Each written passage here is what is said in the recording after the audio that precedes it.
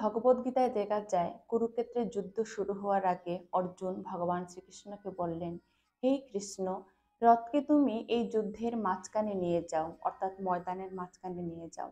আমি চাই এই যুদ্ধে আমার বিপরীতে কারা কারা দাঁড়িয়ে আছে, আমি তাদেরকে দেখতে চাই। কৃষ্ণ রথ নিয়ে দুই সেনার মাঝখানে দাঁড় করালেন।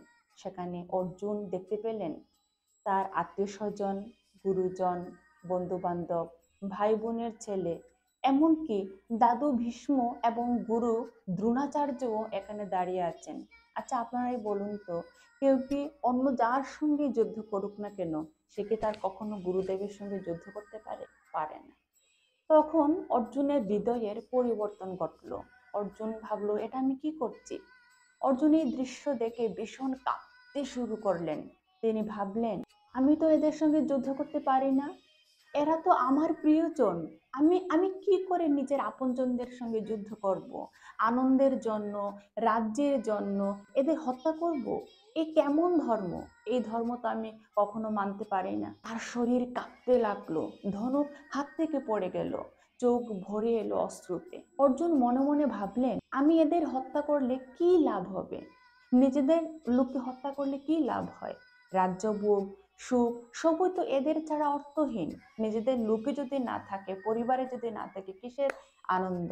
নিজের আত্মীয়দের হত্যা করলে তো পাপ হবে, পরিবার নষ্ট হবে, বংশ ধর্ম ধ্বংস হবে, সমাজে অধর্মের সৃষ্টি হবে।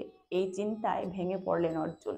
তখন শুরু হলো অর্জুনের বিষাদ যুগ। বিষাদ মানে দুঃখ।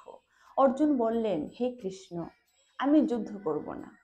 নিজেদেরকে হত্যা করতে হবে যেই যুদ্ধে, সেই যুদ্ধ আমি করব না। এই জীবন, এই রাজ্য আমার প্রয়োজন নেই। যদি আমার আপনজনদের হত্যা করতে হয়, তাহলে এই রাজ্য, এই সুখ দিয়ে আমি কি করব যদি নিজের লোকই না থাকে? আমি যুদ্ধ করে পাপী হতে চাই না হে কৃষ্ণ। এতটাই দুঃখ আর দ্বন্দ্বে ভেঙে পড়লেন তিনি, যে তিনি নিজের রথে বসে পড়লেন। তিনি আর যুদ্ধ করতে চান না। ধনুক তীর ফেলে দিলেন, আর লড়াই করার শক্তি তার মধ্যে রইল না। ভগবত গীতার এই অধ্যায়ে শিক্ষণীয় দিকটা হচ্ছে যে প্রথম অধ্যায়কে অনেক সময় সমস্যার অধ্যায়ও বলা হয়। কেননা এখানে আমরা দেখি মানুষের জীবনে আসল সমস্যা হলো দ্বন্দ্ব আর দুঃখ।